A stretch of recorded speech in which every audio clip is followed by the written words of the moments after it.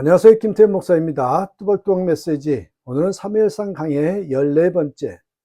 지배자가 아닌 지도자가 되라. 사무엘상 8장 10절에서 22절의 말씀 가지고 함께 뚜벅뚜벅 걸어가겠습니다. 사무엘상 8장은 대단히 중요한 장이죠. 어제 말씀드린 것처럼 신정정치에서 왕정정치로 넘어가는 그런 배경을 설명하는 장이기 때문입니다. 이 장에서 가장 많이 나오는 단어가 왕이라 그랬죠. 그래서 왕짱이라는 별명이 있다고. 당시 사무엘의 두 아들로서 사사가 된 요엘과 아비야가 뇌물을 먹고 잘못된 판결을 하니까 백성들이 생각을 했어요. 이젠 사사 지도가 지겹다고 왕을 달라고 요구했습니다. 그래서 백성의 모든 장로들이 사무엘에게 찾아와서 이제 우리에게 왕을 주십시오 라고 요구를 했을 때, 물론 사무엘은 버린 것 같아서 섭섭했지만 다투지 않고 기도했다고 그랬어요. 자, 가장 위대한 지도력이 어디서 나왔다고요? 기도입니다. 기도가 끝난 후에 하나님께서 사무엘에게 백성들이 너를 버린 것이 아니라 나를 버린 것이라고 그렇게 음성을 들려주신 후에, 보세요. 하나님께서 한마디 더 붙여요. 왕을 세워달라는 그들의 말을 들어주되 그들에게 왕의 제도의 실상만을 정확하게 알려줘라. 그렇게 말씀하십니다. 그래서 사무엘이 백성들에게 왕의 제도에 대해서 설명하는 말씀이 오늘 11절에서 18절까지 말씀입니다. 여기에서 가장 많이 나온 단어가 자기라는 단어입니다. 자, 12절 보세요.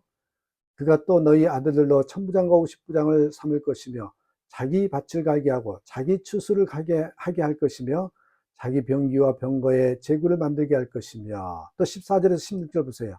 그가 또 너희 밭과 포도원과 감나원의 제일 좋은 것을 취하여 자기 신하들에게 줄 것이며 그가 또 너희 곡식과 포도원의 소산의 11조를 취하여 자기 관리와 신하들에게 줄 것이며 그가 또 너희 노비와 가장 아름다운 소년과 나귀들을 취하여 자기 일을 시킬 것이며.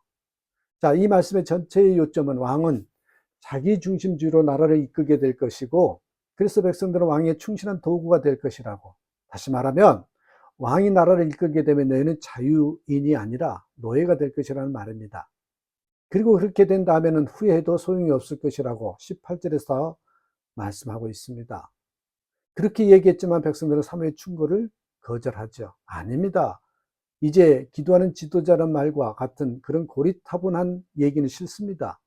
이제는 우리를 강력하게 이끄는 왕이 필요합니다. 우리도 이제 이웃의 다른 나라 사람처럼 왕을 주십시오.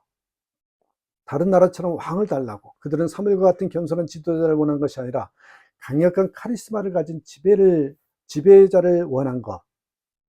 지도자는 자기를 부정하고 양을 위해서 자기를 기꺼이 희생하는데, 지배자는 어때요? 자기 영광만을 추구하고 양떼를 자기 도구화시키는 경우가 많습니다. 그럼에도 불구하고 사람들은 지배자를요, 카리스마가 있다고 하면서 더 매력 있게 보는 경향이 있어요. 사람들은 이상한 습성을 가지고 있어요. 그것은 바로 진정한 자유로부터 도피하려는 습성입니다.